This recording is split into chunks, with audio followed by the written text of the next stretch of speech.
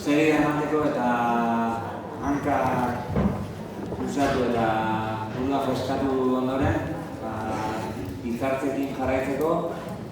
Lehenik eta behin, banatu dizuegune pinganillo horretan dauden kolorean arabera kanal bat edo beste, egon behar da, orduan, johar modura jakina dauziko dizuet, berdea duena bat kanala izan behar dela, gorriak 2, urdinak 3 eta laranjak 4. Beraz, mugitu duzuena jarri zuen kolore dagokion kanalean mesedez.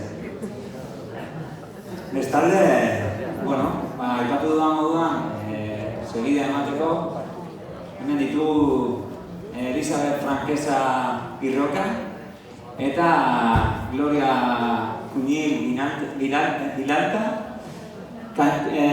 biketik etorri zaizkigu, atzo autoan eta Donostin pasa dute gaua, eta gaur gurekin izateko gogorea daukagu. Eta, beraiek nolabait hezkuntza politiken inguruan jardungo dute. Ondoren, baita segregazioa ekiditeko lan estiloen inguruan eta hezkuntza komunitatean garatzeko proiektuen inguruan ere jardungo dute. Beraz, es vostra la palabra. Gracias. Hablaremos en catalán, ya lo sabéis, vamos a traducirlo en directo. Espero que el traductor o la traductora se oye bien. Hacemos un poco así de pruebas. Y aprovecho a hablar en castellano para agradecer muchísimo a Oin Herria por su invitación. Estamos muy agradecidas de estar aquí. Nos habéis acogido, me dirijo a Maite, porque es quien hemos tenido estos días más diálogo. Nos habéis acogido como una familia, habéis hablado de familia, nosotros nos sentimos parte de vuestra familia ya, estando aquí. Y vamos a hablar de cómo crear y construir un pueblo. La ponencia que tenemos preparada la vamos a compartir con mi compañera, la técnica de educación, Gloria. Yo voy a poner un poco más la parte política, la parte teórica, y Gloria hará su parte más práctica.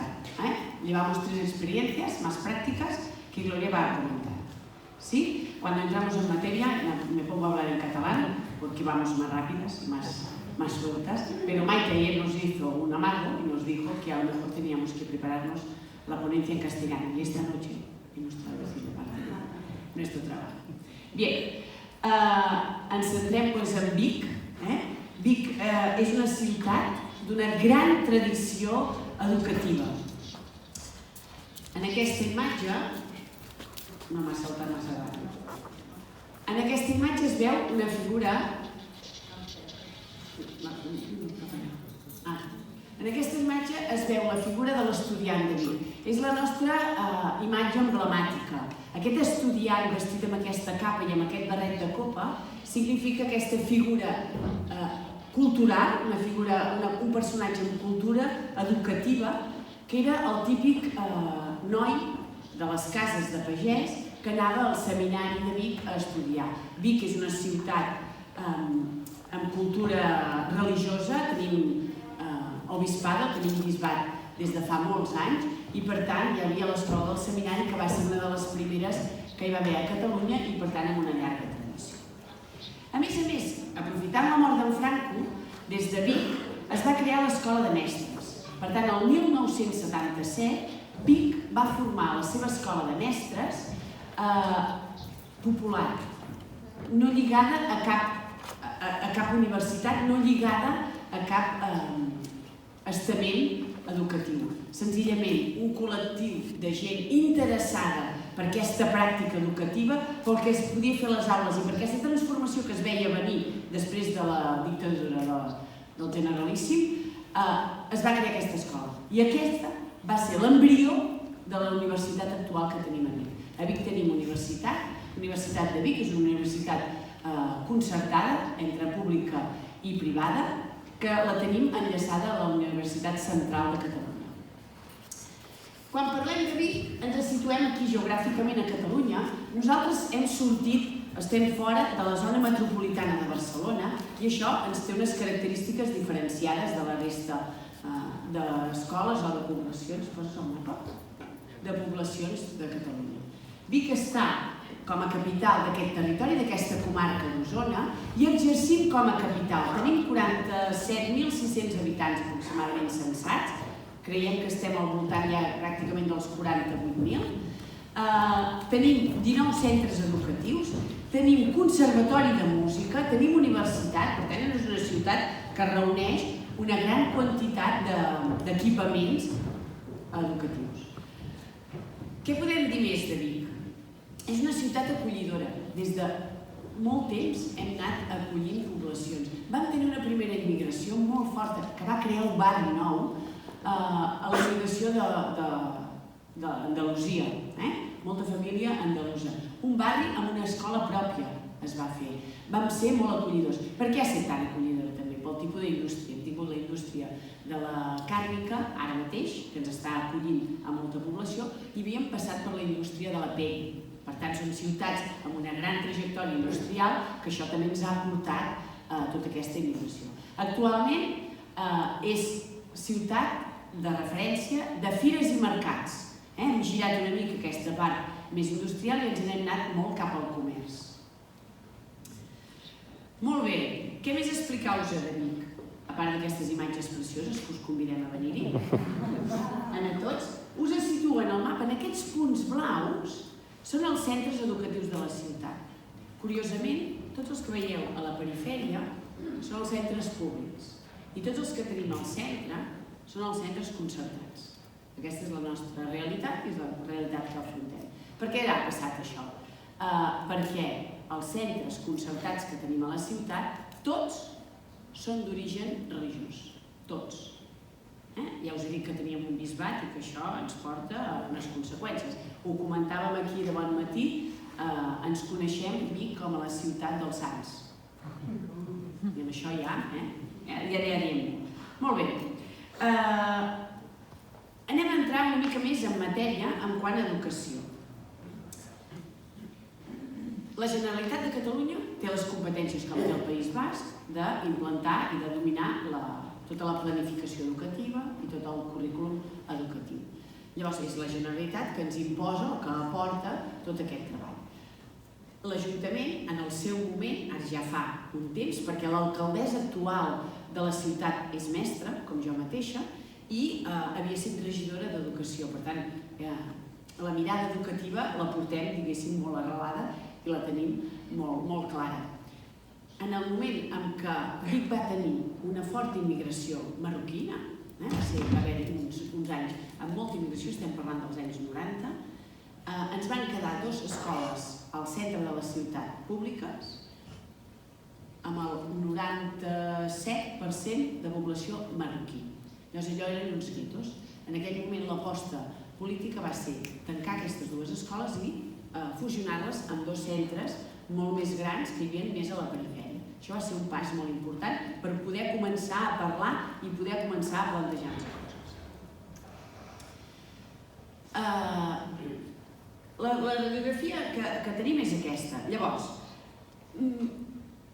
això no vol dir que tinguem una ciutat uniforme actualment, en quant a barris i a vivendes. Evidentment és totalment desequilibrada perquè hi ha barris que han crescut de població treballadora que mantenen un tipus d'habitatge molt més econòmic, molt més aglomerat, doncs és el que tenim, no?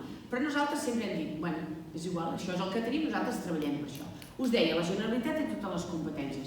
Llavors, què ha fet l'Ajuntament? Una aposta política molt ferma i dir, nosaltres anirem un pas endavant que ells. Anirem un pas perquè nosaltres volem que la nostra ciutat l'educació tingui un pes específic. Volem que la ciutat de Vic sigui un referent. Volem tenir el nostre model propi.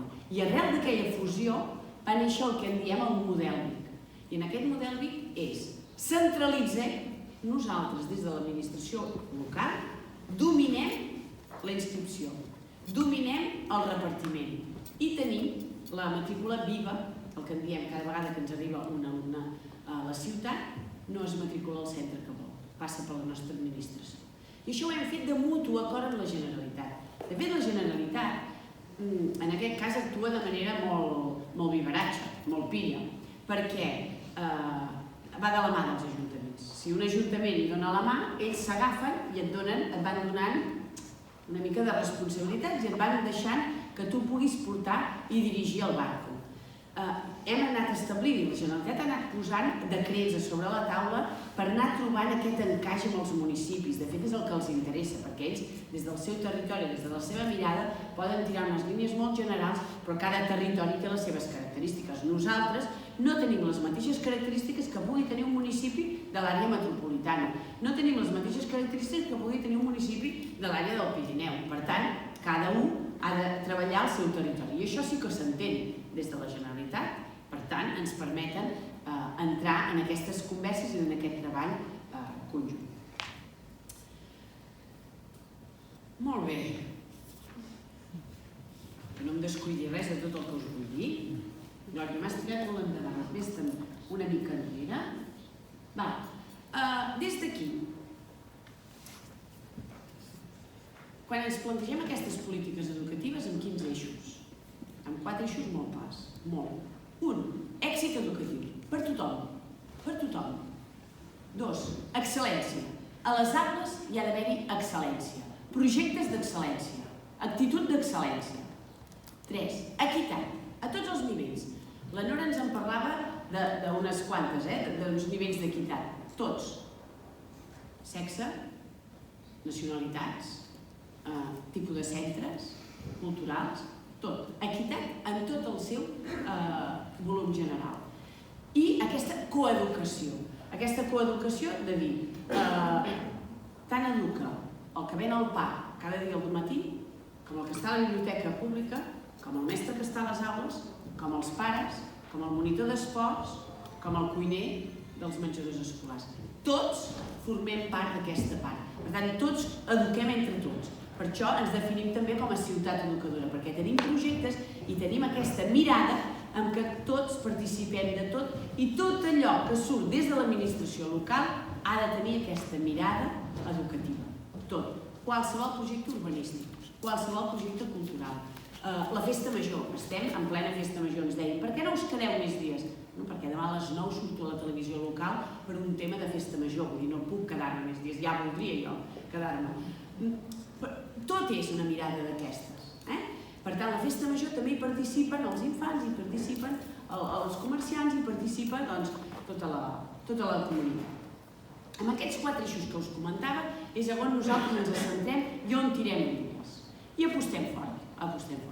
No apostem tan fort com el pressupost que ens han presentat els companys de Renteria. He quedat flipada. M'ho he apuntat, ja aniré jo al meu consistori. Però, molt bé. L'oferta educativa que tenim ens engloba a tothom. Aquesta és una gran diferència. Nosaltres, sempre la mirada que tenim des de la nostra regidoria és a mi tant me fa de quin color sigui el nen, de quina política sigui, és que tant és, però és que també tant me fa quin director m'ho demana, quina escola ho necessita, jo treballo per tots. Per tots 19. Hem posat aquest 19 aquí i veieu que hi ha 3 i una barra de 5 escoles bressols, les guarderies famoses.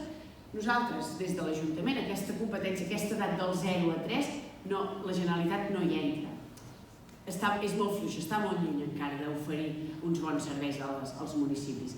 Llavors, nosaltres tenim 2 escoles bressols de 2 escoles concertades religioses i nosaltres tenim una escola bressol en 3 edificis. És a dir, tenim des de la regidoria, pagats per l'Ajuntament, pressupost municipal, tenim una directora d'escoles bressols amb 3 coordinadores i un claustre únic. I aquest claustre, avui et toca, aquest any et tocarà treballar en aquest espai, l'any que ve et tocarà treballar en aquell altre espai. I és el mateix equip, però amb 3 edificis diferents. És aquesta també mirada global de ciutat. És igual. A més, els 3 edificis estan, evidentment, a 3 punts molt diferenciats de la ciutat, una mica també perquè la gent dels barris pugui anar-se'n o la que els hi va més bé, a vegades Per edats hi ha un espai d'aquests que no cobreix totes les edats, totes les etapes, els lactants, els més petitons, els tenim situats a una de les escoles bressols, només a un espai. Ho dic perquè aquí va ser un projecte que fa 13 anys que es va iniciar amb aquesta mirada ja molt més global, de ciutat, tu vas i t'apuntes a l'escola bressol, després et diran a l'espai que vas. Sí que el pare i la mare demanen l'espai, evidentment, perquè a vegades és que ho tinc allà mateix, de l'escola del fill més gran, i m'aniria molt bé. Ho intentem, evidentment, intentem fer-ho al màxim ajustat.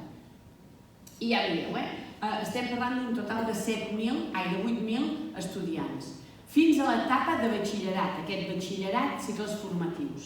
8.000 escoles a la ciutat. Molt bé. Què més us explico? Sí, passa. Hem portat fulls de l'oferta educativa, per si algú després vol mirar-hi, vol donar-hi un cop. Molt bé. En quant a com entenem la nostra tasca des de l'administració local, des de l'Ajuntament? Amb aquests cercles. Són molt gràfics, però són molt visuals. Centres educatius estan al mig, però estan embolcallats. D'aquest projecte educatiu de ciutat, d'aquest projecte que nosaltres ens creiem de ciutat, que el que fem és treballar transversalment tot el que són els departaments de l'administració, però també transversalment amb tots els recursos de la ciutat, siguin públics, concertats, privats, intentem trobar aquesta equivalència i aquesta equitat per tots, aquest treball transversal. I embolcallem els centres educatius. Quan dic embolcallem, què els hi plantegem en els centres? Entrar dins el seu centre, o que ells surtin. Què hi tenim aquí? Aquí fora, la universitat, també hi és. Què hi tenim? L'escola de música. Per tant, tenim estaments importants que ofereixen la possibilitat de dir doncs, per què no veniu a fer la música a l'escola de música, que disposarem d'unes aules insonoritzades a la màxima qualitat, aquella excel·lència que us deia, tindrem a disposició els instruments o el màxim d'instruments possibles pels vostres alumnes. Llavors, el nano que va a una escola o a una altra es troba allà perquè van i comparteixen, potser dos grups classe de dues escoles diferents, el mateix projecte, la mateixa hora de música. Aquesta és una mica aquesta idea. I a darrere, que també ens embolcallen a tots, és aquesta filosofia, que també en parlava la Itziar, aquesta filosofia de ciutat educadora, aquesta mirada, i aquest anar fent pluja fina, que diem nosaltres, aquesta pluja fina, que va calant aquest missatge, que anem donant aquest missatge, que anem sortint als diaris locals, que anem sortint a la televisió local, que anem explicant, que anem pouant a tots els claustres, a tots els equips directius, a tots els agents educatius, als nanos, als infants, a tots. Molt bé. Com ho fem tot això? Com ens organitzem? La passes? Què tenim a la regidoria? No som gaires, no us penseu que siguem un equip, un exèrcit de gent treballant, però bueno, passa que ens hi matem tots. Tenim diferents serveis, d'acord? Un que us interessarà molt és la OMI, aquest que està en segona posició, l'Oficina Municipal d'Escolarització. No és obligatòria, però la Generalitat ens ho recomana. L'Ajuntament fa molts anys que la tenim. Què vol dir això? Tenim una persona en plantilla que es dedica a això.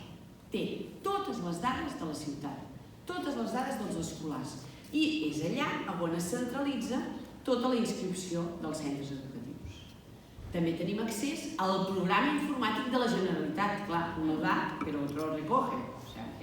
Aquí també un per l'altre i l'altre per l'un. Llavors, què ens passa a la ciutat? Les ciutats són vives. Ara ens arriba gent, ara ens en marxa, hi ha altes, hi ha baixes. Tot aquest control el portem nosaltres. També el porta la part d'inspecció de la Generalitat, també la porta. Però aquesta oficina té tot aquest accés a totes les dades. Per tant, jo en qualsevol moment puc parlar amb un company que està aquí i dir, escolta'm, quants inscrits tinc en aquest centre? Quants en tinc en l'altre?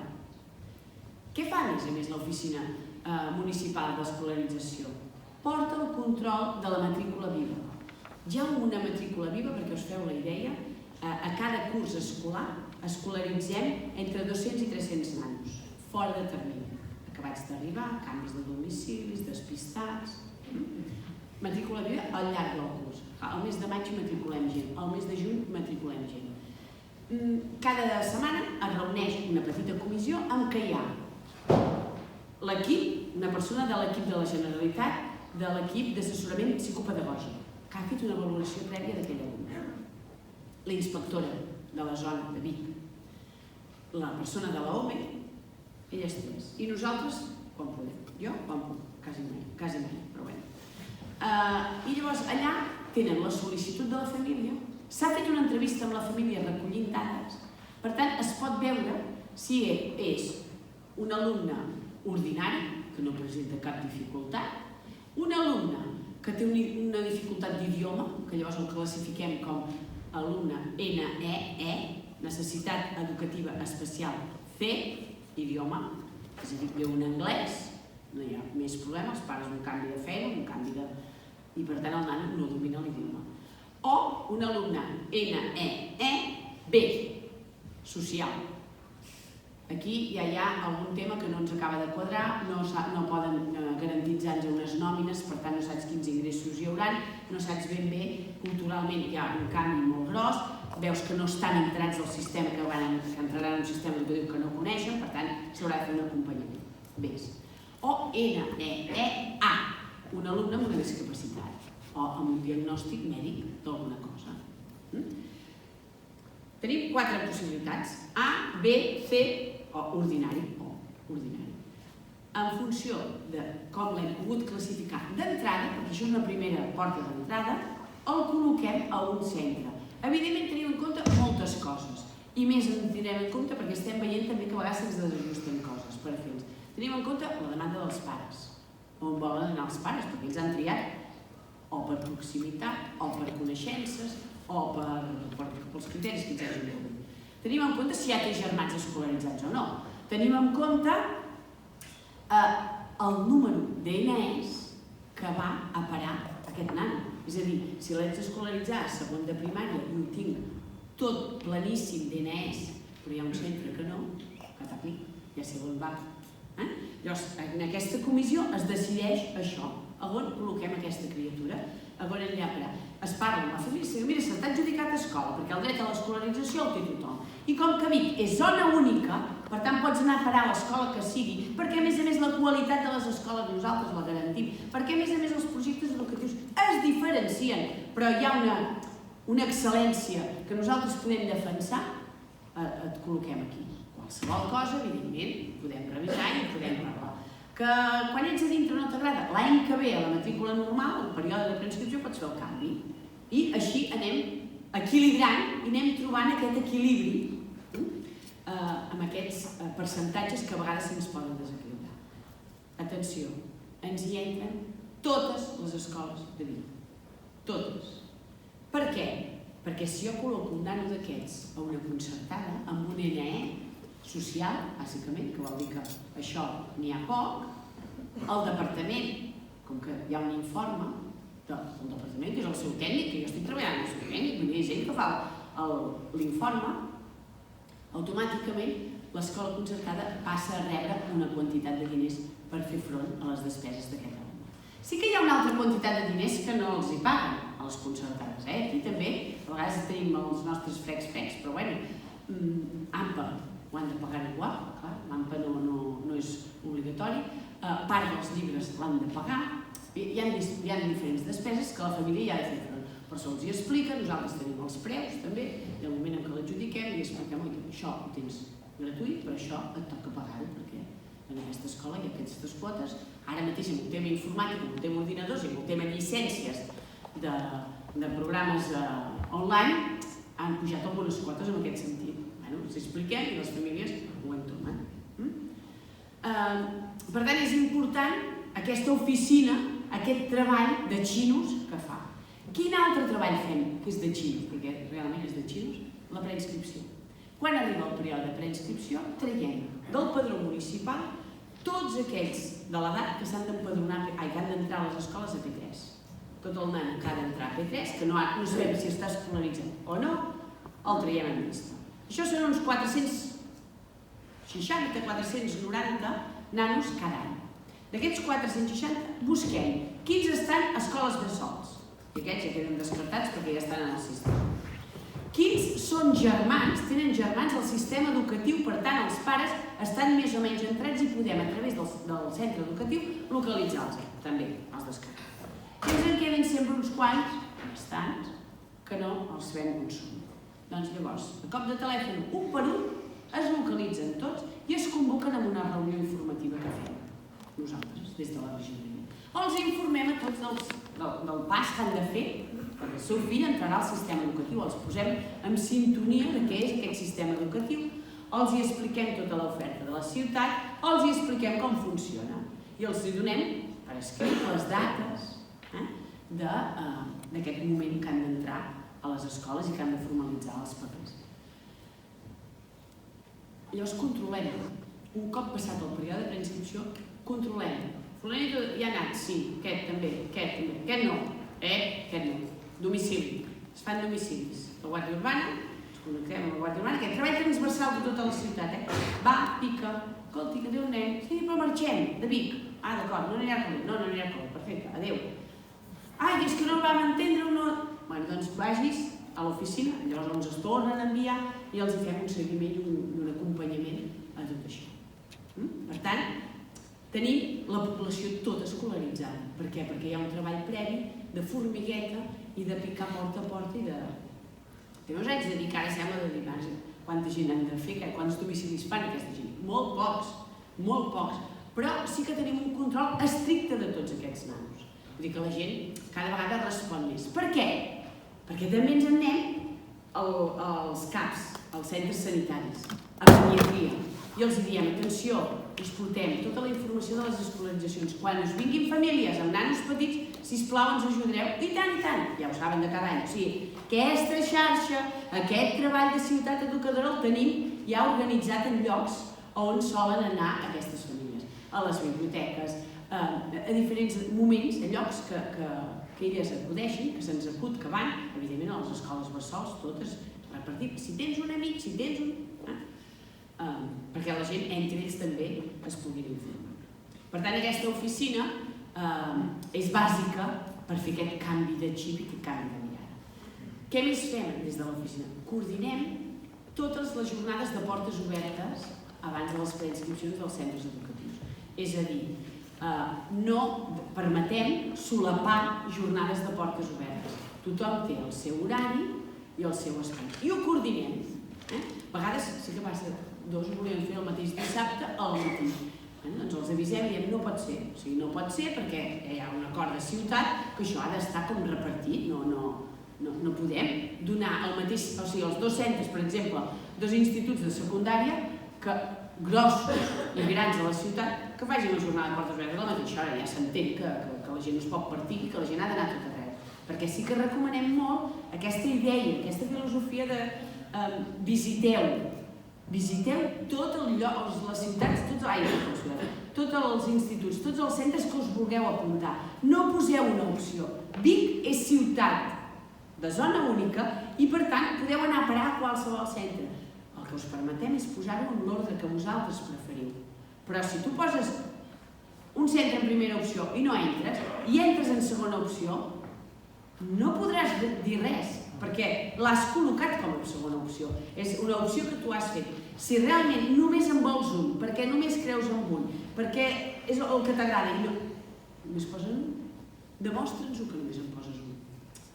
Vull dir que aquesta també és una altra vessant, és una altra pota de consciència de la població. Els hem de fer conscients i els hem d'empoderar a que prenguin les decisions, però que després no vinguin amb queixes, amb reclamacions. És que em doneu la tercera opció. Ja, et donem la tercera opció perquè tu l'has triada, la tercera opció. No l'he pas triada jo.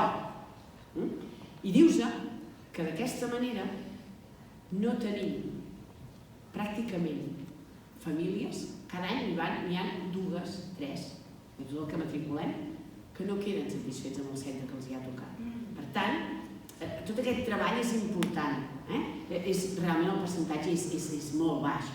I a vegades encara quan els acabes explicant veus que tampoc ho tenien tant clar, que s'havien enferrucat en una cosa, i a vegades és més logístic que no pas de mentalitat o de filosofia o de projecte. També és un tema que l'anem treballant moltíssim, que es va empoderant molt a la gent, amb aquesta mirada de dir, bueno, escolta, tots els centres són importants, tots els centres treballen bé. Penso que això era molt important, que és un dels canvis que aquí es podien explicar, perquè és una mica aquest camí que voleu fer. Què més tenim? Tenim una fundació, que hem de muntar com una fundació, perquè sabeu que l'administració és molt lenta i costa molt, en què dintre de la fundació hi tenim la nostra pròpia escola d'arts visuals i tenim les escoles bressols, així la gestió de personal és molt més simple, aquesta FEDUAR. I, a més, la ciutat, l'Ajuntament, ofereix aquests PFIs, que en diem nosaltres, aquests programes de formació integral, que aquest any hem ampliat una línia, que són aquests programes que ens hi participen els joves quan han acabat l'ESO, sense èxit. Què en fem d'aquests? Se'n van a fer el salt aquí, en aquest programa, i d'aquest programa poden saltar, si hi ha èxit i el passen amb bona actitud i contingut, passen a cicles formatius, poden tornar a entrar al sistema educatiu. Per tant, sí que ens és important oferir aquestes formacions per recopilar i per recollir aquests joves. Què més? Passes a l'altra diapositiva. Com treballem per tota aquesta equitat? No us penseu que sigui fàcil. O sigui, jo us estic explicant, però no és fàcil. Però que no sigui fàcil, perdoneu, no vol dir que no hi haguem de fer apostes polítiques, que no hi haguem de destinar recursos i que no hi haguem de destinar-hi temps. L'equitat és un gran repte, és el nostre gran repte. Hi ha una línia molt fina en decidir un NB, un NF, un N normal, un ordinari, hi ha una línia molt fina. Llavors, a vegades aquí aquesta línia ens pot flaquejar o ens poden fer venir dubtes. Són protocols que hem de revisar constantment, però que no els revisem nosaltres. Els revisem amb una gran comunitat. Tenim aquest grup de treball, aquesta comissió d'equitat, que són 23 membres. Hi ha la universitat representada, que és una mica la veu de la mirada més de recerca, aquesta mirada més teòrica també, de filosofia, de no perdre'ns pel camí. Hi ha representats tots els tipus de centres, primària, secundària, universitats, tothom s'hi sent representat. Hi ha pares implicats a la ciutat, hi ha agents educatius del Departament d'Educació, els assessors LIC, els assessors psicopedagògics, i som nosaltres com a administració local, hi ha diferents representants. Llavors, és aquí on anem treballant i anem fent aportacions de millora constants, perquè això és una cosa viva, constants cap a aquesta equitat, cap a aquest repartiment, cap a aquesta filosofia de ciutat. D'aquí en neixen grups de treball concrets, evidentment 23 persones ens costa treballar tots junts. Per tant, hi ha interessos de dir, doncs és que a nosaltres ens interessa molt el tema de les extraescolars, doncs fem una comissió i anem avançant en temes d'extraescolars. Ens interessa molt el tema d'esports, evidentment. El tema esportiu és l'activitat per excel·lència de la integració, de la inclusió, de l'equitat. Per tant, tenim aquí també una aposta molt ferma nosaltres. I tot aquest servei comunitari. Tot aquest servei comunitari d'entendre que viuen en comunitat, que estem en una ciutat, que aquesta ciutat té uns serveis i que els parcs infantils són el que són. Que l'espai de lleure de gossos és pel que és. I per tant hem de treballar en aquesta comunitat i en aquests llocs perquè la gent en faci un bon ús i a més en faci molt ús. O sigui, el que volem és que la gent surti al carrer, visqui la ciutat, aprofiti els serveis, aprofiti els recursos, però amb una coherència i amb un bon ús. Per tant, llavors tenim aquests grups de treball que van afinant i van aportant en el grup gran, en aquesta comissió d'equitat, tota aquesta mirada, tot aquest lloc. Quan aquí neix una nova inquietud, és quan nosaltres en projectem un projecte nou. La Glòria us n'explicarà 3, però aquí cada dia ens en sortirien alguns. Llavors els anem perfilant, els anem treballant i traiem projectes nous. Què fem amb el departament també que és molt interessant i molt necessari? El que diem la taula de planificació. Hi ha 3 cops l'any que ens reunim solemnement amb el Departament d'Educació de la Generalitat de Catalunya. Ells ens porten totes les dades sobre la taula. Nosaltres, com a municipi, també portem totes les dades sobre la taula. I planifiquem l'oferta educativa del proper curs.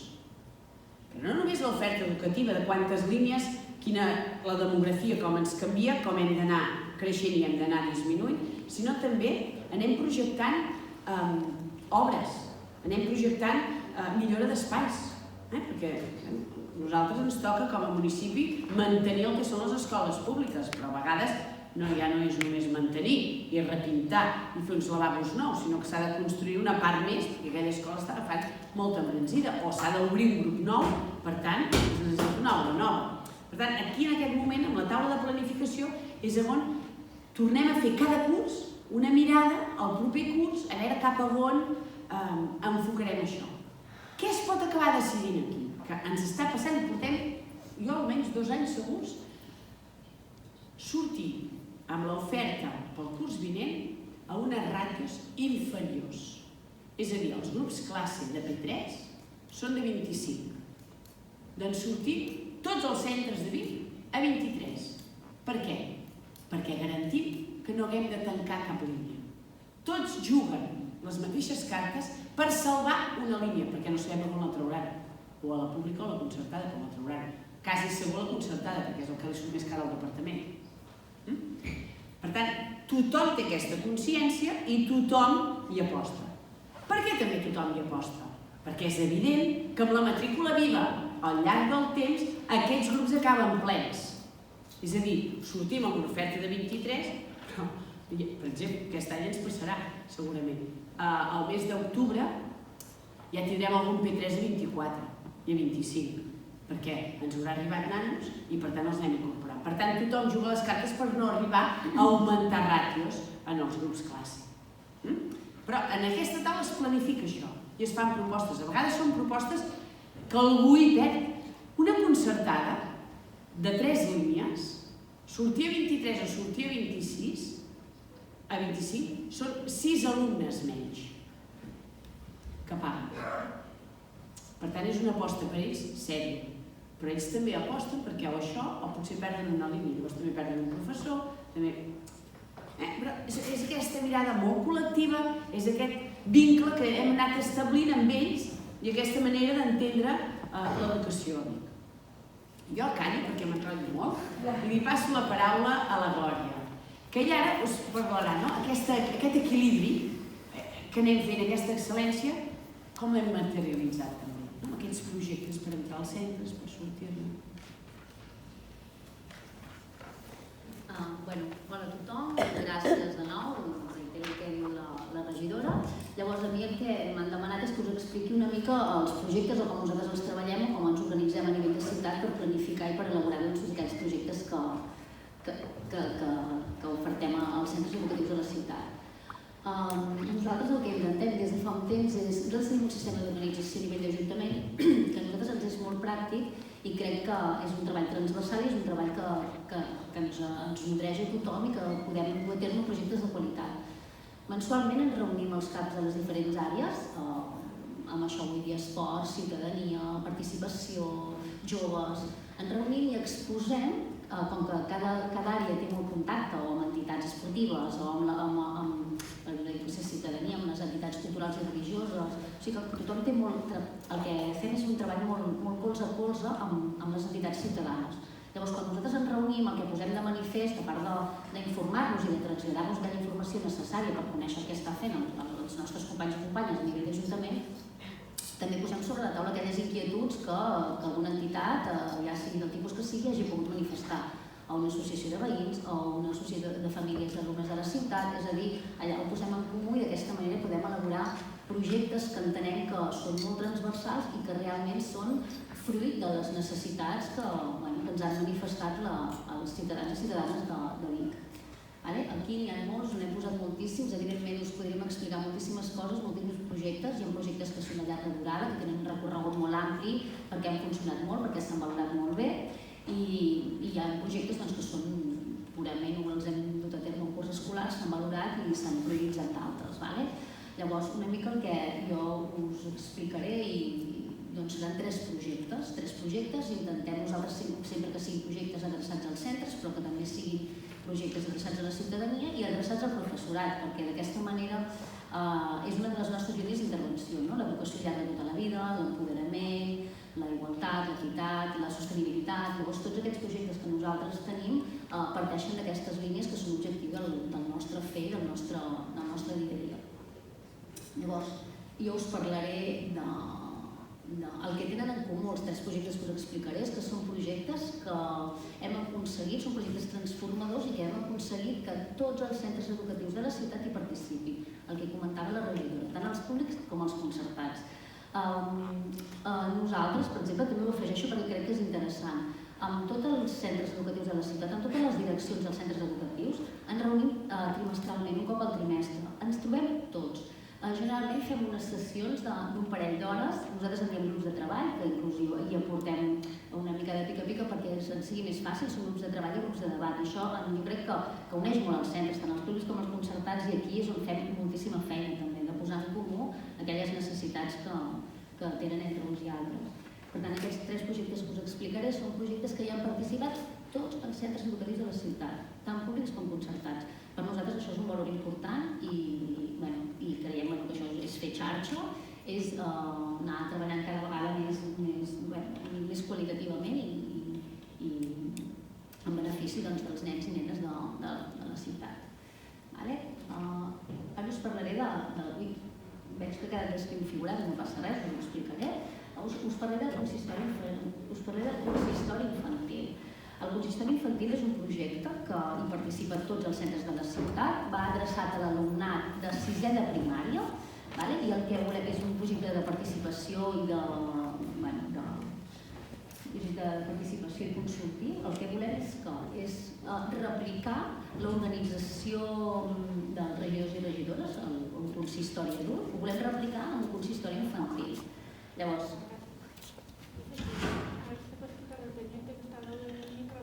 una picada. perdona.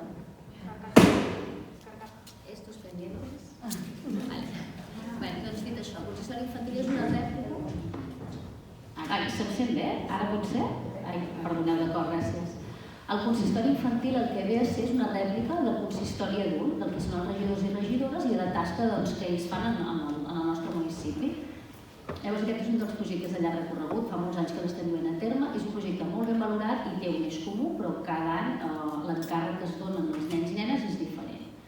Llavors, a priori aquest projecte els centres educatius ja el coneixen, nosaltres els hi preparem una guia, un material, perquè ells ja puguin començar a treballar amb els alumnes, amb els nens i nenes de 6è.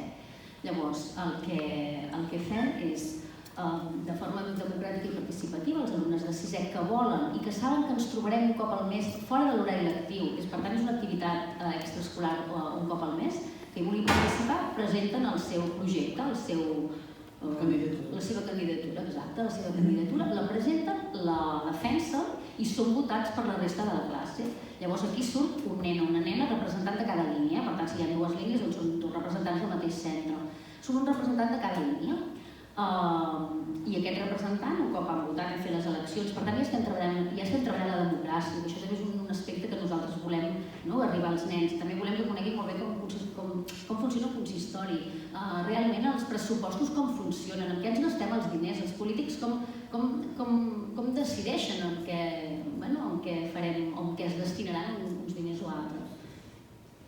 Llavors nosaltres fem tot aquest treball, a priori és el que us deia, aquesta candidatura, aquesta campanya, aquestes votacions i aquest recompte de vots i llavors surten escollits. Tots aquests membres són escollits democràticament i llavors la seva tasca és un cop al mes venir al consistori, que també com a consellers infantils tenen reservat un espai que els garanteix el nostre lloc de reunió. Sí, utilitzen el lloc de reunió dels regidors i regidores i ells fan la seva tasca. Llavors, el que fem és, els nens nosaltres ens trobem un cop al mes, a previ sempre enviem un correu electrònic tant a les famílies com als centres educatius explicant allò que treballarem, els donem les indicacions, ja no només a l'alumnat, sinó també a les famílies i als centres, i comencem, i el que comencem. Aquest projecte hi ha primer una sessió de nomenament, es nomenen l'alcaldessa, els cita un dia a les dependències de l'Ajuntament, els cita, els hi dona una bandera, que és aquest distintiu que els distingeix com a representants infantils, i un diploma que és honorífic i que els hi dona la importància que té el seu càrrec. Llavors, en aquest mateix dia de la Constitució, el que fa l'alcaldessa de la ciutat és donar-los un encàrrec, una tasca que ells han de fer durant el curs escolar.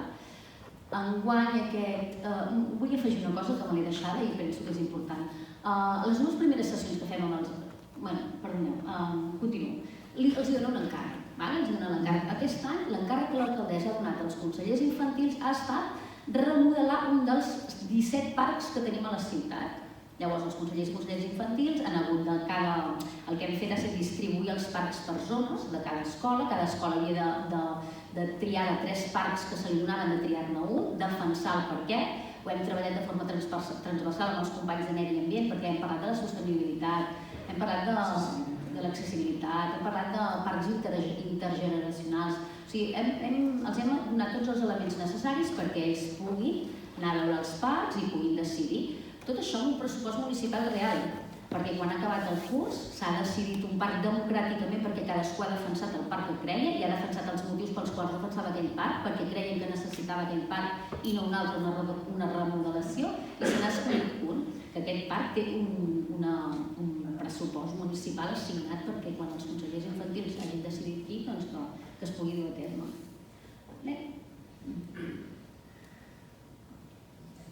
A les primeres sessions de treball nosaltres treballem molt intensament i creiem que és molt important i volem arribar als nens i nenes de la nostra ciutat a parlar de la democràcia, perquè creiem que a priori ja ho han treballat a l'escola perquè s'han escollit democràticament, però nosaltres seguim parlant de democràcia i dels pressupostos.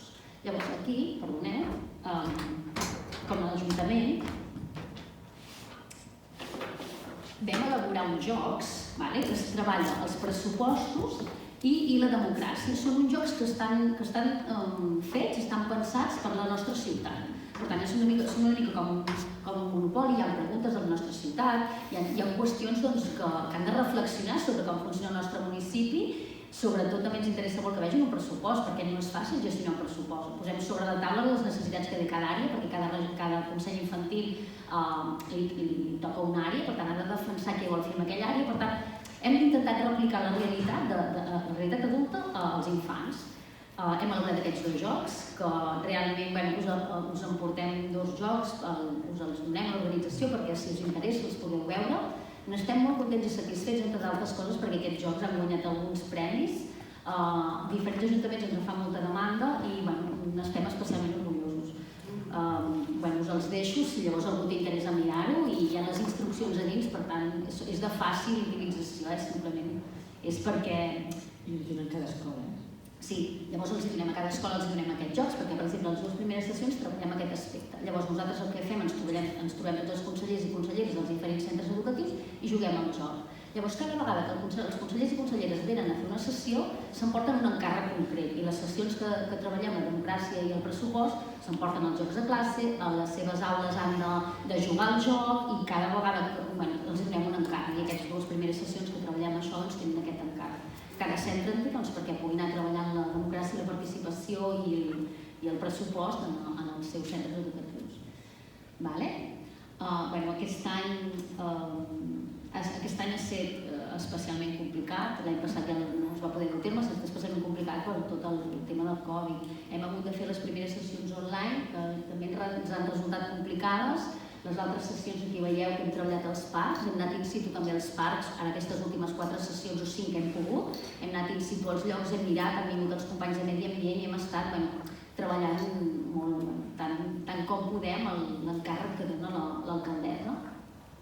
I llavors ja hi ha l'acte de cloenda, que l'acte de cloenda és quan els consellers i conselleres fan el retorn a l'alcaldessa de l'encàrrec que els ha donat a principi de curs. Aquests espais que veieu, aquesta sala d'aquí, és la sala per excel·lència on es fan tots els actes de l'Ajuntament. Per tant, l'alcaldessa el reuneix aquí, l'alcaldessa i la regidora el reuneix. El que sí que demanem a cada conseller i consellera és que ens expliqui com ha viscut el projecte, com l'ha sentit, què li ha semblat i això. I aquí és on fan aquest retorn i a més fan el retorn de tot de l'encàrrec que ens van presentar. temps vam fer en 3D com quedaria el parc projectat, aquí posarien les flors, com que volem que sigui un refugi climàtic aquí posarem una pèrgola, és a dir, tot com està. Li han fet el retorn a l'alcaldessa i la regidora, elles l'han validat a priori i els estem bé i ha estat un projecte que ha finit de forma satisfactòria, per tant es durà a terme i es fan aquestes modificacions en el parc de la ciutat que els consellers i conselleres infantil han triat. Llavors també a l'última sessió, que és aquesta que de Cluella, també hi ha una visita a l'Ajuntament, en els espais més emblemàtics, poden entrar a l'espai de l'alcaldessa, hi ha una visita, els fem una visita, els regidors els fan una visita i poden mirar, poden entrar a la balcona de l'Ajuntament, que són els nens i nenes, els agrada moltíssim, se'ls explica les pintures que tenim pintures de cera, tenim espais a la ciutat molt bonics de l'Ajuntament, molt emblemàtics, i aquí és on se'ls explica. Quan és un curs normal que no és Covid, quan els nens i nenes es troben al consistori un cop al mes, els regidors i les regidores hi van, els hi demanen coses, els expliquen coses, vull dir que és molt més participatiu i hi ha molt més contacte. L'única cosa que aquesta vegada amb el Covid hem pogut portar el projecte a terme de la manera que s'ha pogut fer. Ja estic? Sí. No sé com us explicaré en 5 minuts tot el que em queda, però ja estic aquí. Us explicaré aquesta comissió 06. Aquesta comissió 06 us la llegiré, aniré molt més ràpid i és arrel que ens van dir ahir que potser ho havíem de fer en castellà, per tant, voy.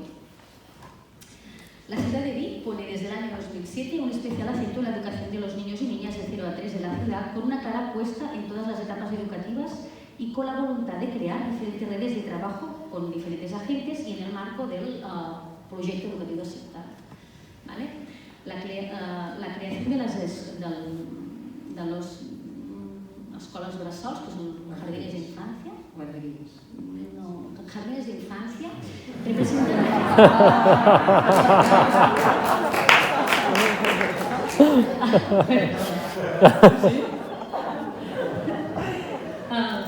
representan una gran apuesta de ciudad en la etapa de 0 a 3 años, una etapa no obligatoria pero que se concibe a nivel municipal como una etapa importante en la que se quiere destinar mucho esfuerzo.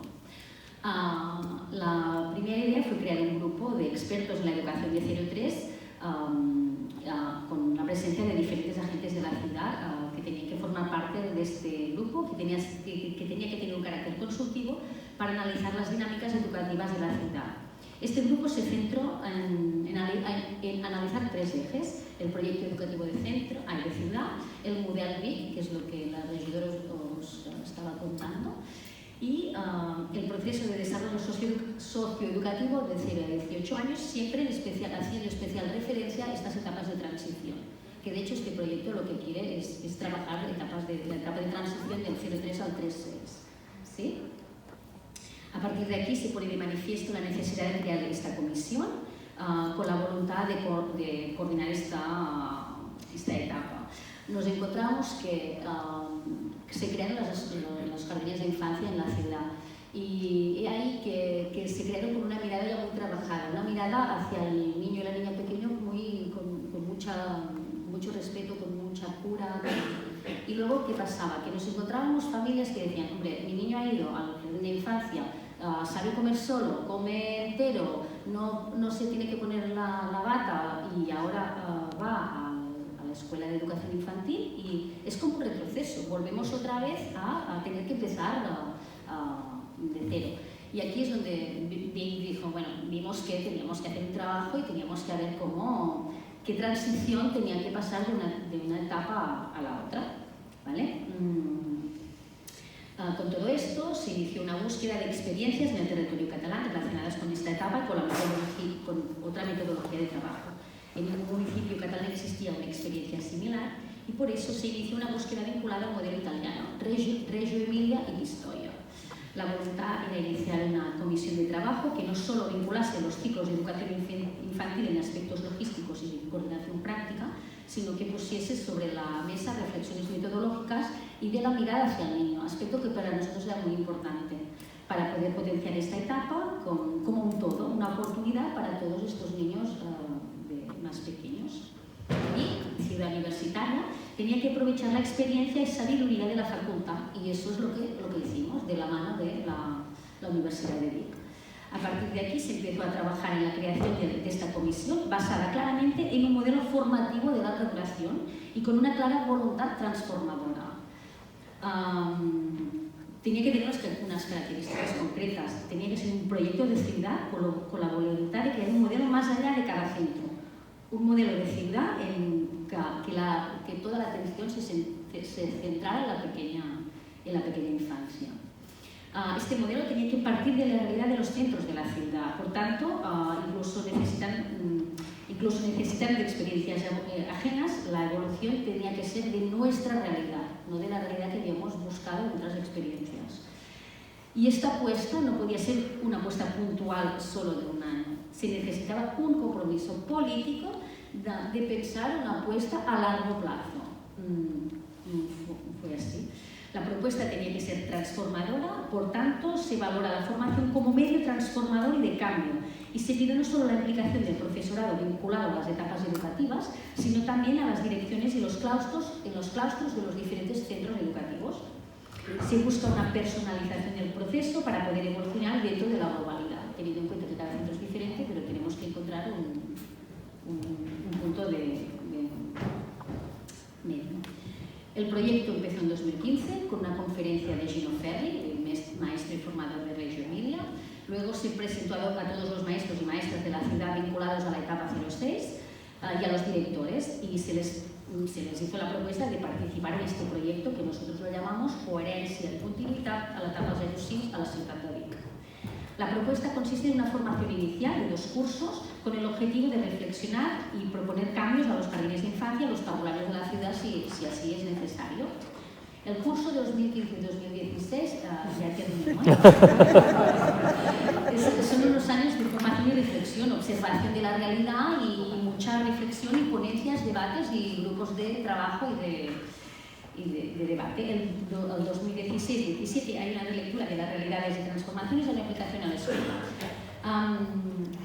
El proyecto necesita de un compromiso real de los centros educativos. Por eso se necesita que los centros se acojan al cumplimiento de una serie de requisitos obligados si quieren participar en él. Todo el equipo de maestros tiene que participar. Este proyecto tiene que ser aprobado por un 70% del claustro del centro. Y hay un compromiso ineludible de aplicar innovaciones en el centro. Una de las condiciones era si quería participar en el proyecto, tenían que ser conscientes de que esto implicaba una remodelación si era necesario. Bueno, y esta metodología para llevar a cabo el proyecto fue de formación conjunta, visitamos diferentes espacios y fuimos a Barcelona. En este proyecto cada centro tenía un formador que le acompañaba en los cambios, un formador o formadora que podía incluso ser el mismo en 2 centros diferentes. Eso también aportaba mucha cualidad porque se mirallaba, se reflejaba, ¿no?, del centro al otro. Por eso podíamos coger tanto de públicas como concertadas diferentes aspectos que quizás eran de interés para unos y otros, ¿vale? Y este proyecto, como me este proyecto culminó con una visita de todos los centros educativos y de los representantes que habían trabajado en los centros educativos. Fuimos todos a Pistoia. A Pistoia podemos ver in situ aquellos aspectos, cambios en los materiales, cambios en la ubicación de los objetos, cambios en los materiales. Toda esta experiencia, tipo de material, toda esta experiencia, incluso este cambio hizo que los niños pequeños también su capacidad de aprendizaje vimos que también daba un giro, era otra forma de aprender. Realmente este proyecto, que es chulísimo, ha sido un proyecto transformador que ahora estamos viendo qué continuidad, porque sí que los centros de la ciudad han hecho unos cambios muy bonitos. El hecho de trabajar juntos, de ir juntos a Pistoia o públicas concertadas, ha hecho que los centros se unieran muchísimo y que nosotros también, o sea que nos ha cambiado como esta forma de trabajar y este enlace entre unos y otros ha sido muy bonito y realmente ha sido transformador. Y a partir de aquí, con el COVID, tuvimos que pararlo un poco y pero tenemos una reunión ahora ya con la universidad también para ver cómo vamos a darle continuidad, porque no puede ser un proyecto tan bonito y que realmente haya nos haya transformado tanto la actividad y la mirada que tenemos en los niños, niñas, o sea que no lo podemos dejar aquí. Nada, que tenía otro proyecto para explicaros. Otro día. Que volveremos. Lo haremos en un vídeo. También muy bonito, pero lo dejamos aquí. Muchas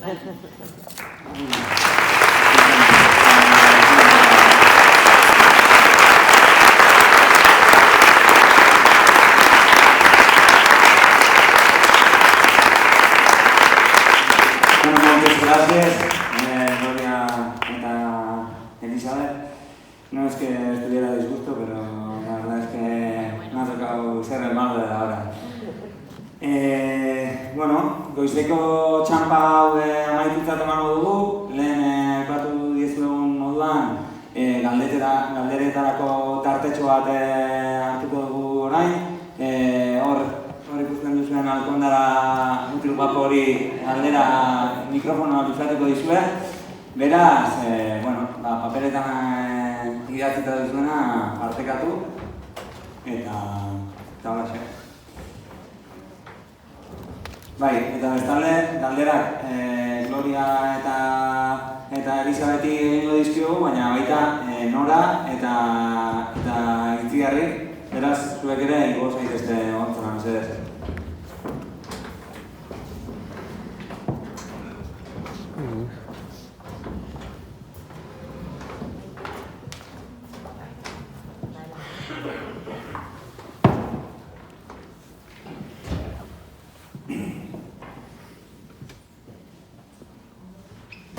Norbaitek galderaren bat, hausnarketaren bat plazaratzeko gogoa, zuek eszenariok ere zuen artean zerbait komentatzeko gogoa. Apa. Bai. Lehenengo eta behin eskerrak erredazten. Euskeraz egiteko aukera da, beraiek itzultzailea dauki eta gero beraiek gazteleraz komunikatuko da. Lehenengo eta behin oso esperientzi zabalak eta aberatsak egitu zaizkit, eta orduan elementu asko leudeke gogoetak piztu diatenak. Igual galdera praktiko bat ateratzen zait bikeko-arekin lotuta, ez? Horra ipatu dezute aurren kontseilu edo konsistorio bat badagoela eta proiektu bat eskatzen dizue. No oye ella. Ella no lo oye bien. Bai, Bai? ez?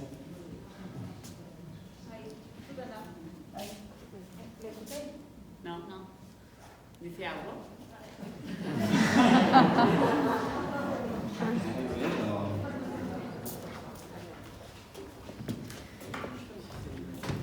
Ara.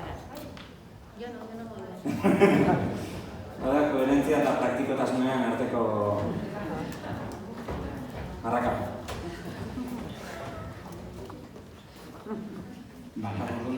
Galdera zehatza da, aurren konsistorio horri proiektu batzuk proposatzen dizkiezue. Nire lehenengo galdera da proiektu horiek nork erabakitzen ditu, zer proposatu. Udalak erabakitzen du, gazteek badaukate zer esanik edo beraien proposamenetatik abiatzen ote den. Eta bigarrenik, zer elkarrekintza dagoen edo badagoen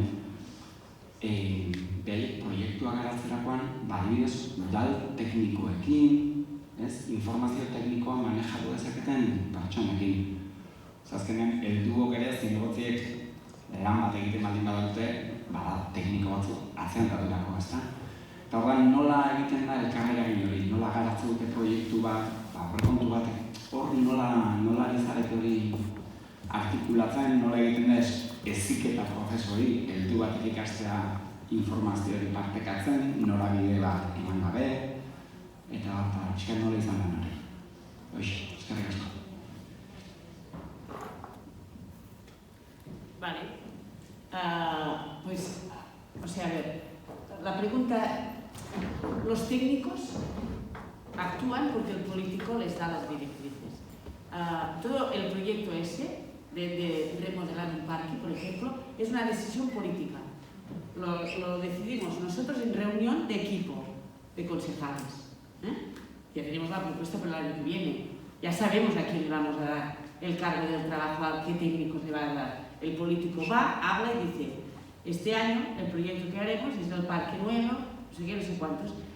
Y, o sea, el técnico no puede decir: hostia, no tenemos tiempo, no podemos, no, porque es el encargo político y porque forma parte de esta mirada de todo el consistorio, de todo el ayuntamiento, que este trabajo transversal. O sea, que es políticamente la línea la marca el político, muy clara. Los técnicos les toca. No, es un poco así, pero los técnicos también han aportado, ellos han trabajado técnicamente, han trabajado para ver qué posibilidades había previamente en el proyecto, por ejemplo. Han hecho propuestas reales, evidentemente.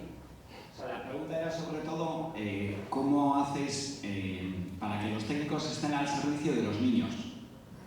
Esto es que cuando los niños tienen que hacer un proyecto, pero necesitan la información y la análisis. Es que los técnicos de urbanismo, de medio ambiente, van a las sesiones con los niños.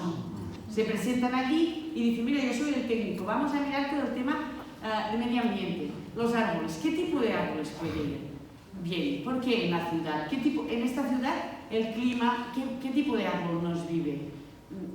¿Qué árbol nos ensucia menos un parque? Porque si hay un árbol que saca una flor, alguna cosa con pinchas, pues no puede estar en un parque, porque si hay niños pequeños. Y aquí los técnicos hacen su discurso a los niños y les dan opciones. Si quieres, añado. Este año hemos estado 4 técnicos con el consistorio infantil, porque como esta época COVID teníamos que hacer online, nos partíamos en diferentes grupos.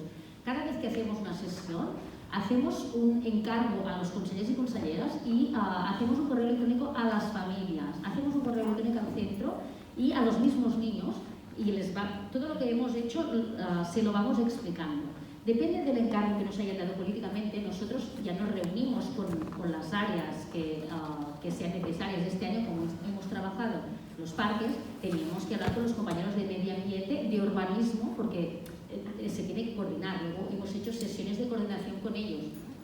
Hemos sido referentes de estos consellers y conselleras, técnicas, las dos técnicas, técnico y técnica de participación y 2 técnicas de educación, ¿vale? Este año ha ido así porque era el COVID, y luego lo que hemos hecho, depende del encargo que nos den, es ya reunirnos con los técnicos o técnicas que nos pueden ayudar a alcanzar el objetivo que nos marquen políticamente. Y nos reunimos las veces que haga falta. Y trabajamos y nosotros explicamos cosas, y cuando se tiene que incidir más, vienen los profesionales expertos de los compañeros de otras áreas a dar más fuerza a estos contenidos que es importante que haya los enseñen. Pero es una coordinación entre nosotros, de las áreas, y con los centros, con las familias y con los propios niños. Porque el encargo tiene que quedar muy claro, porque ellos, cuando vienen, tienen que hacer un trabajo con sus compañeros de clase, tienen que tener muy claro a qué les tienen que decir, qué tienen que trabajar y cuál será el retorno el próximo día que nos veamos. Por eso tienen que ser indicaciones y cosas muy claras, muy trabajadas, muy fáciles de que puedan compartir con sus compañeros y compañeras de clase. No sé si con esto... Galderaren bat, hausnarketaren bat. Vale, vota. Lo mismo un poco ya por desarrollar un poco más cuando se llevan todas las escuelas, por ejemplo. Luego, ¿cómo se organizan las escuelas, no sé si conocéis, para llevar a cabo ese trabajo? Entiendo que luego tienen su currículum, tal, ¿cómo integramos el trabajo ese que se tiene que hacer en las escuelas? Como hace tiempo ya que trabajan, os lo explico porque yo también he sido profesora del consistorio infantil, también me ha tocado. En septiembre ya reunimos los profesores, ya se les explica el encargo que habrá y los días de reuniones con los niños y el trabajo entre una reunión y el otro, ya se les manda. Y cada escuela lo trabaja en el horario que le parece mejor.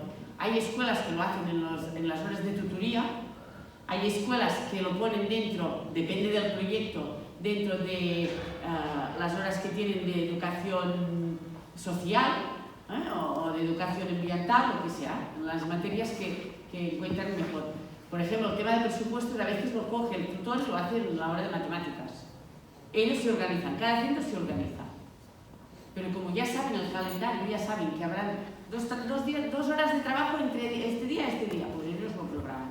Ya lo esperan, de hecho ya lo esperan, ya lo ponen en su horario.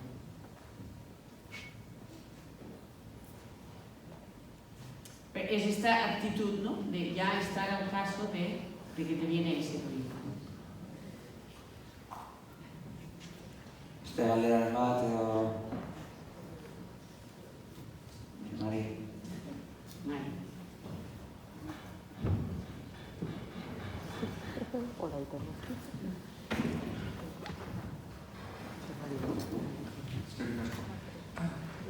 Bueno, tarteka laguna dauzkagu irakaslea, hemen guztate batzuk.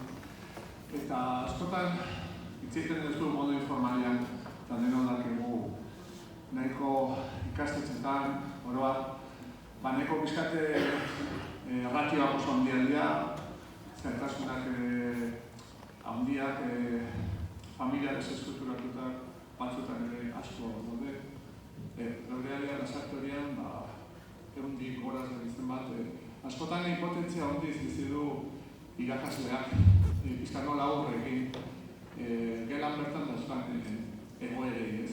Ezin iritsi, 20 piko aur gelan, gero iristen dira ebaluazioak, nola ebaluatu, behin baino egotan entzun dut, beti dagoela aur akotxen artean trasto hori, ez pixkate asignatura guztietan dabilena nahiko traketx eta ja iristen dira ebaluazio bilerak eta igual esaten zu, oso honi eskriptura nik egin ez dut.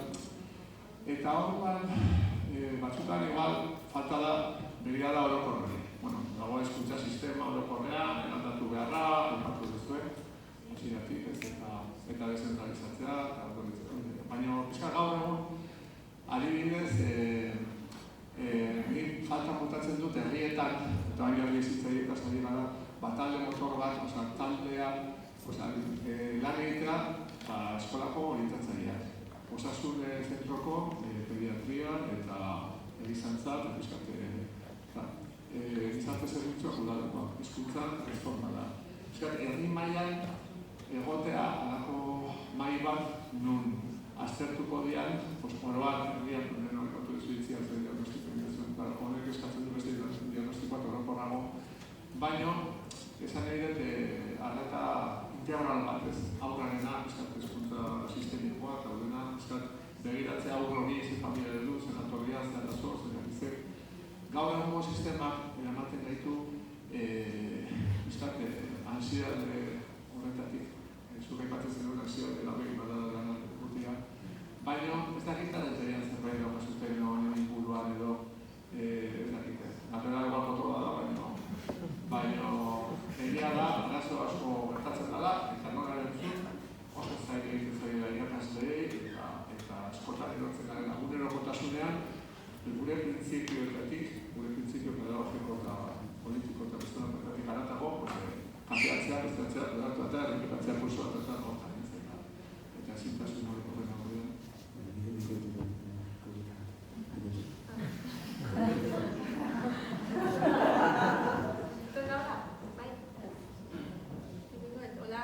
Hola, Beto. Bai, Jose Maiez, nik uste planteatu dezun, konpartitzen dut planteatu dezun diagnostikoa, ez esan dezun nola, eta pentsatzen dut, uste dut oinarriren filosofian erdigunean dagoen ideia hori dela, ez? Eta nola baitu galo pixkanaka, logika horieta trantsitatzeko bidea egin beharko dugula, gu bide luzea daukago egiteko, guk autu bat egin dugu kasu honetan hasi gara eriko hezkuntza formala artikulatzen, uste genuelako guretzat abia puntu hori izan behar zuela, baina mahai gainean ditugu gogoeta guzti horiek ere, ez, oso presente, eta uztarketa guzti horiek, eta hitz egiten dugunean herri hezitzaileaz eta hasieran aipatzen duen, ez, herri hezkuntza herri ardura dela, eta herri ardura hezkuntzan landu behar dela, zalantzari gabe eragiletza guzti horiek, eta herrian ditugu bestelako erakundetzak, izan osasun sistema publikoa, izan bestelako agenteak saretu eta elkarlanean jarri beharko ditugu. Hori, segure aski beste herriren batean da, horrelako bideren batean pagu baina egintzen dadiagoa eta astapenak eman dituna, ez? Guk bide hori oraindik jorratzeko daukagu, baina partekatuta ideia eta presente.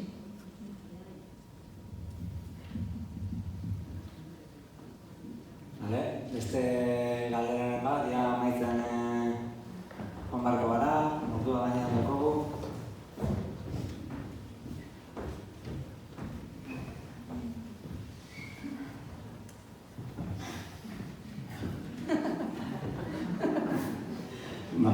Zer baino eskerrik asko denei, eta bikentzako galdera da pixkatea gehiago sakondu dezakezuen home edo eskolaratze udalaren bulego horretan aipatu dezute apostu bat egintzen dutela herri bezala ikastetxe edo zentru bakoitzaren gainetik herri edo komunitate oreka bat dagoela, ez? Eta lehen etxi nolabait oreka hori herri edo hiri guztian bermatzea aipatu dezute familiek edo aukerak egiten dituztela.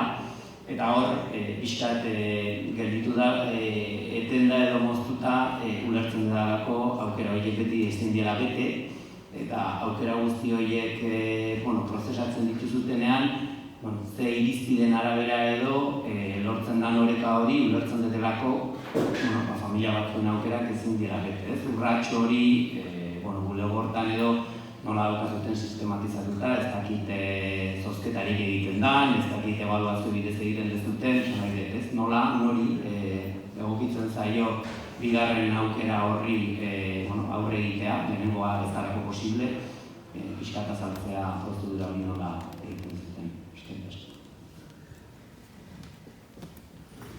Sí, es cierto, a veces no se puede dar la primera opción. Tenemos un protocolo, tenemos unos criterios.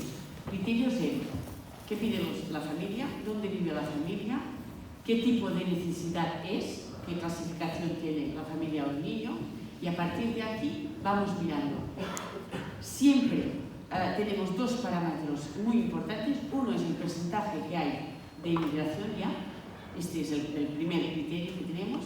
Si está pidiendo una escuela con un porcentaje por encima de la media, no se da,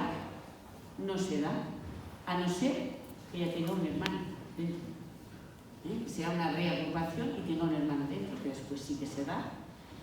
Y segundo criterio es cantidad de niños con necesidades en el nivel donde piden.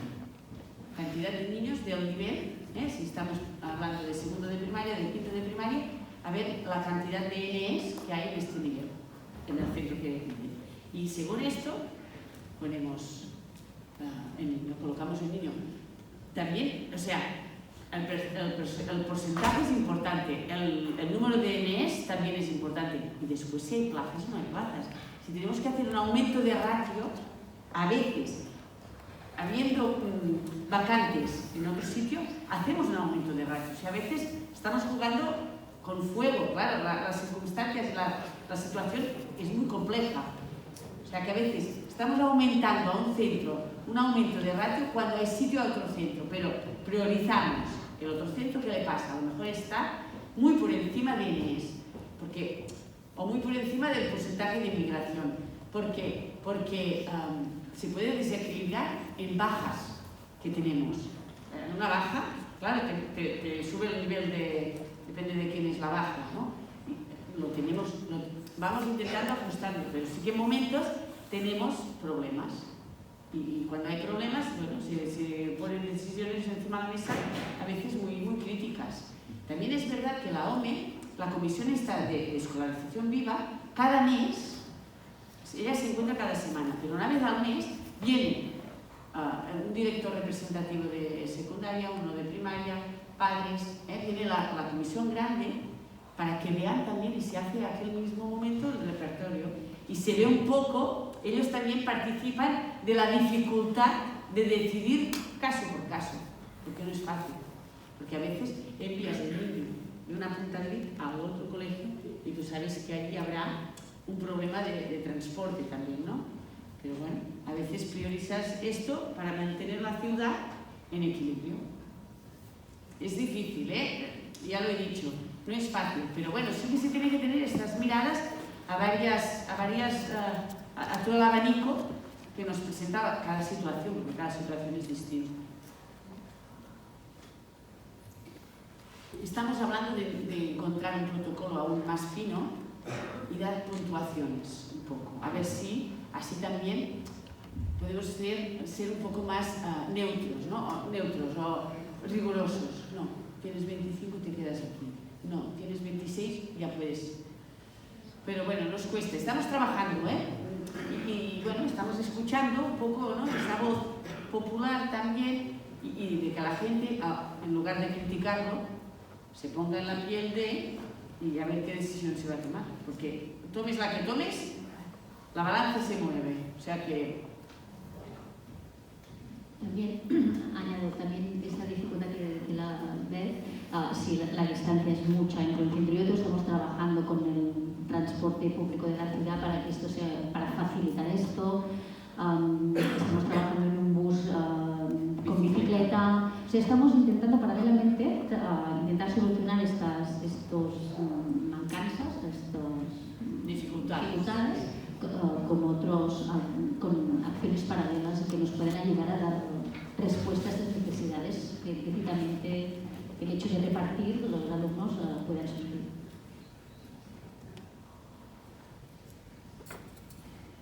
Es vale. cirugía fina que decimos. El bisturí poquito a poco y encontrar